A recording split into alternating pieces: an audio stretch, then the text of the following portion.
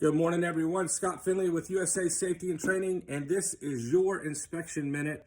And let's have a brief conversation about these little jokers right here, exit signs.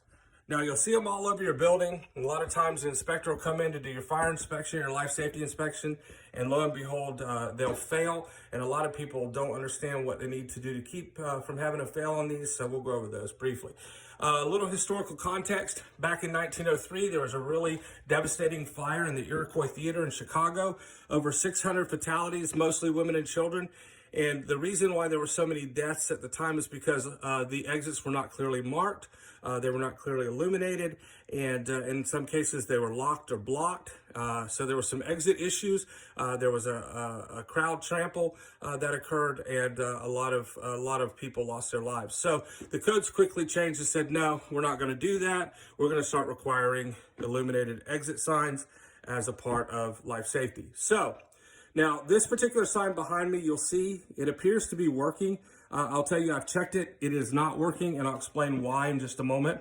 But first, NFPA requires that exits be properly marked. They have to be obvious.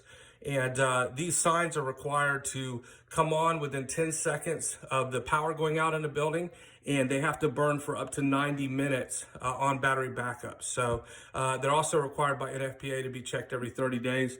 A lot of times that doesn't happen, and so you'll wind up getting a fail. Getting into the appliance is fairly simple. There's a couple of tabs on the bottom, on the top of the appliance that you can use to pop the faceplate off. And as you can see inside, there's not a whole lot. You've got some lighting, some wiring, circuit board, and the battery backup.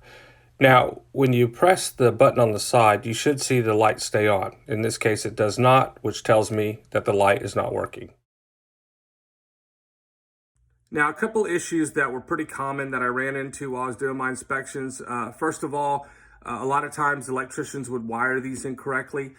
They would be wired directly to building power so that they never transition to battery backup.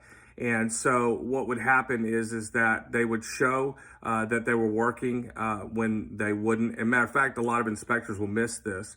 If you press that test button and the light stays on, when it DCs from the battery backup, that's an indication that it's wired incorrectly. Another thing is that they would be installed upside down so that the test button would be on top as opposed to be on the bottom, so they weren't accessible. I want to thank everybody for watching. If you like what you saw and you want to see more content like this, hit that subscribe button. Visit us at www.usasafety.net and like us on Facebook, Instagram, TikTok, and LinkedIn. Have a safe day.